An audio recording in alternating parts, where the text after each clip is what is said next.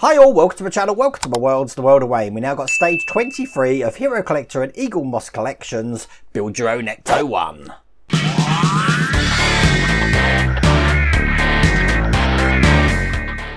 Now, a couple of things before I get started. In yesterday's video, yes, I am now aware that I had the chassis, the rear chassis, round the wrong way, but we don't fit it yet. We fit it in this edition. So, opening on the instructions on there, I realised, that was in the wrong way. Plus, about 50 of you told me the same thing as well. One other thing that I did mention from issue 20, and let me show you that now. If I just have that this way round, when we were putting this floor plan to the chassis, we put in 2 LM screws here, and we put in 2 IM screws here. I forgot that we also need to put 2 LM screws in there, which I've done now, and as you can see, that's all in one place. So I can leave that to one side for a second and show you the instructions of what we've got to do in this stage. As you can see here, we're going to be doing the rear chassis and fender liners, and we've got the shock absorbers to the brackets here.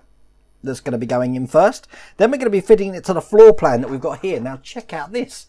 This is all made of metal, and once again it's really heavy, adding loads of weight to the vehicle here. Once we've done that, we're going to be securing that with the rear chassis bar that we're going to put in the right way this time to the vehicle and screw all of this down. Now we've also got the fender liners looking like this that are going round onto this section here. We're going to be fitting them in this issue as well, but this is going to be a real fun one, I reckon, because now we're going to be securing all the chassis parts together. You're going to get some idea of the actual size of this, especially when it's sitting on my shelf up there. But without further ado, let's get cracking. Okay, so the first thing we're going to need is the bracket that's going to house these shock absorbers. Now they look like this. That's the first one.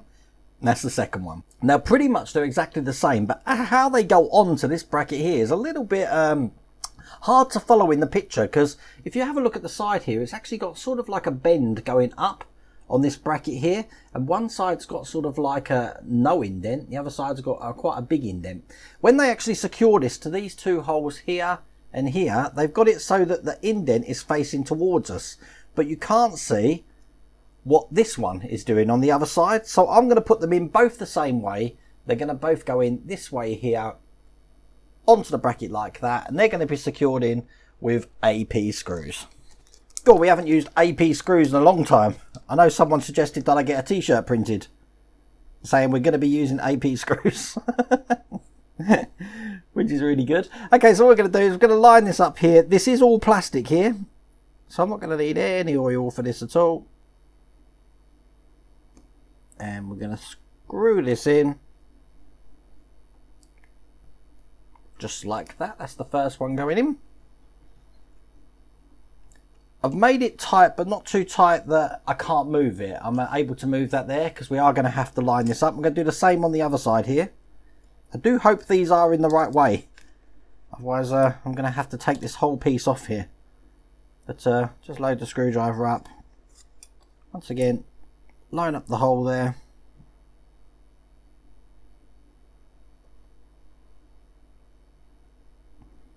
And screw that in.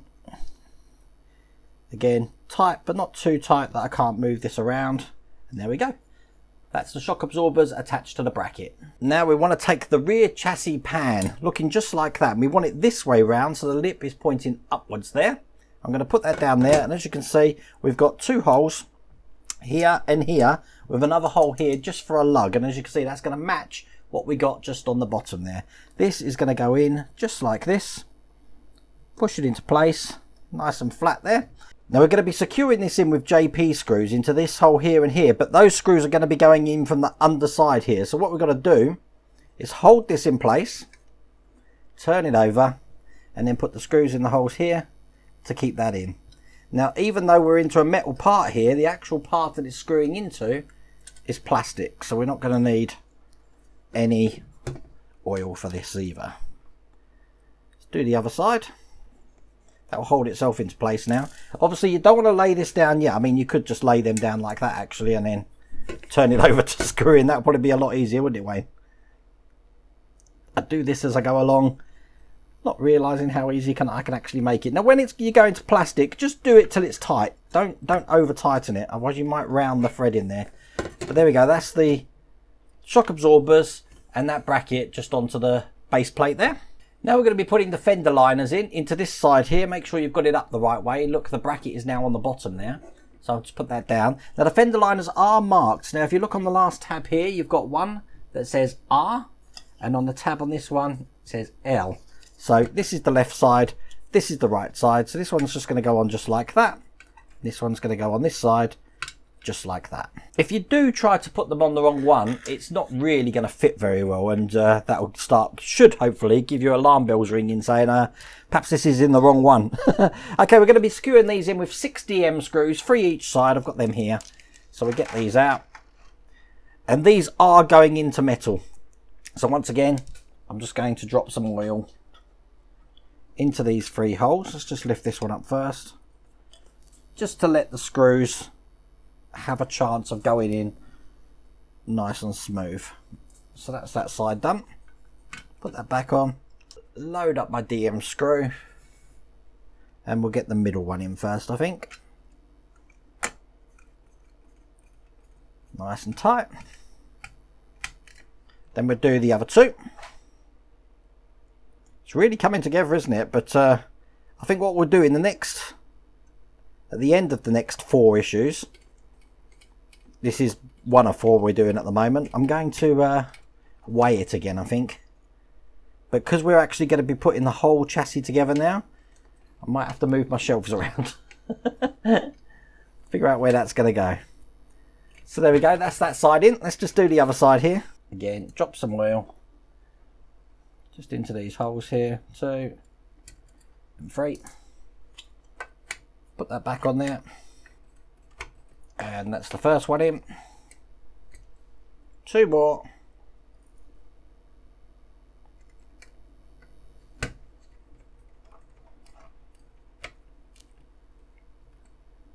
Make sure this is nice and tight, and then last but not least, we've got the one just at the end here.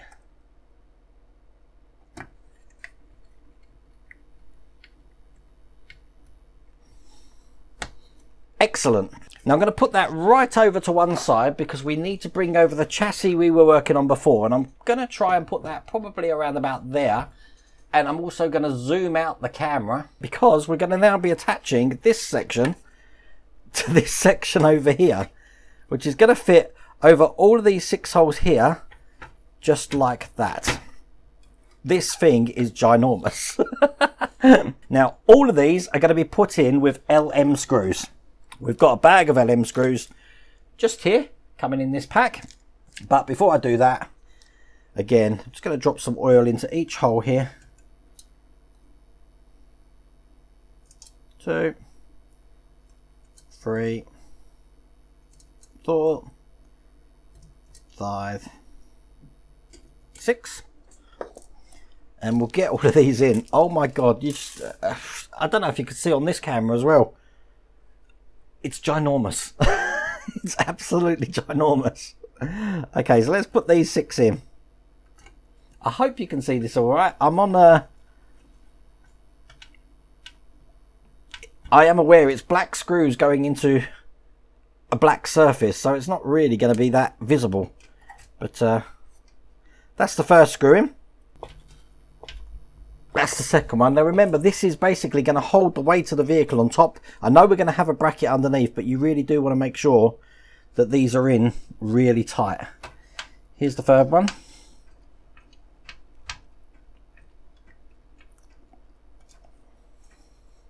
Three more.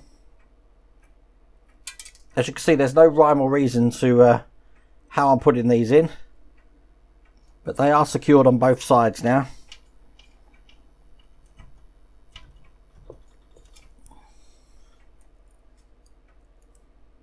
Two more.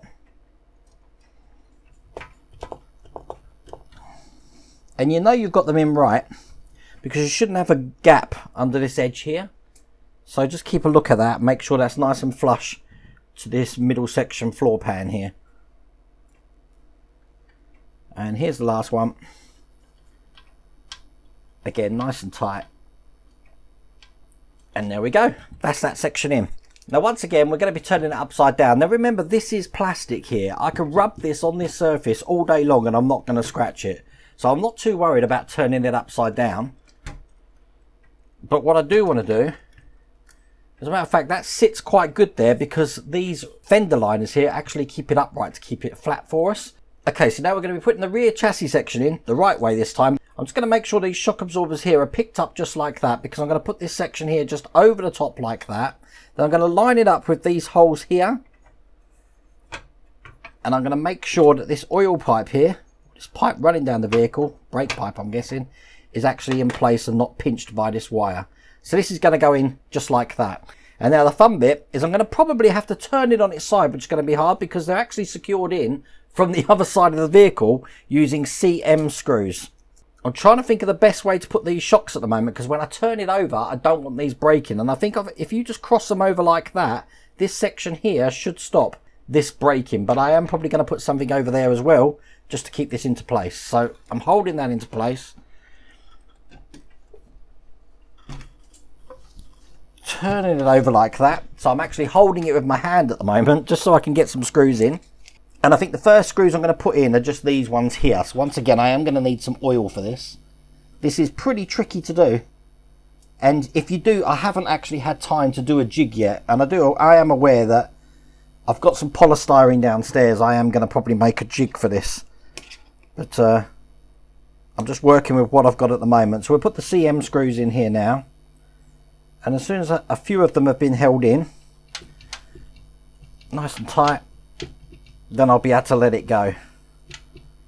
There we go, that's the first one in. Here's the second one over here. I think what we'll do at the end of this video, I'm going to actually show you on the main camera how big this is. That'll give you an idea. So the front section of that rear chassis is in.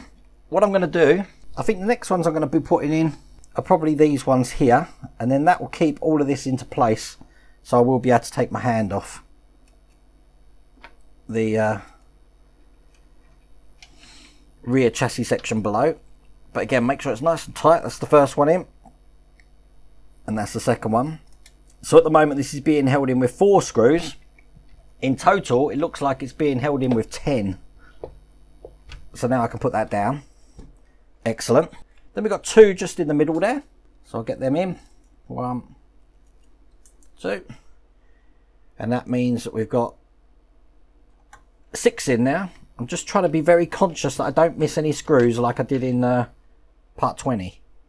And then this one. Nice and tight. Then we got these 2 screws just here. That's going to mean 8 screws are in. So 1,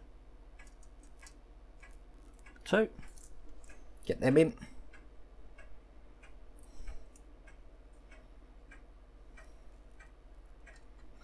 I had no idea there'd be so much screwing in this issue. Nice tight. And the other side here.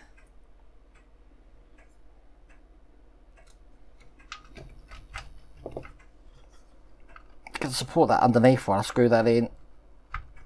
There we go, that's 8 screws. And then the last screws you probably see on the side camera here go into this hole here and here.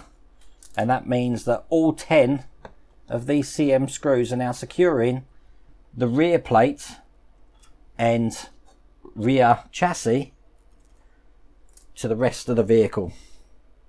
This is ginormous. How many times have I said it in this stream how big this actually is?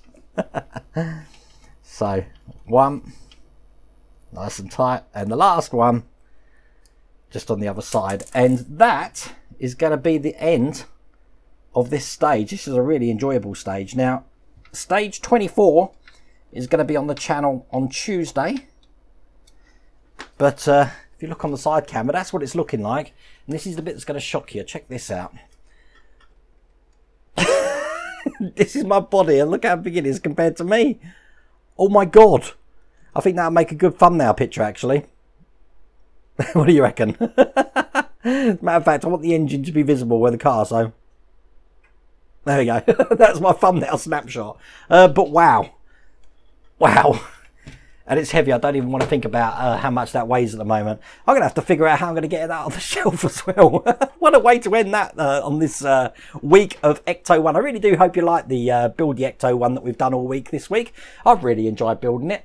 If you did like that video, please remember to give me a thumbs up. And if you haven't subscribed already, please remember to subscribe. Other than that, take care and stay safe.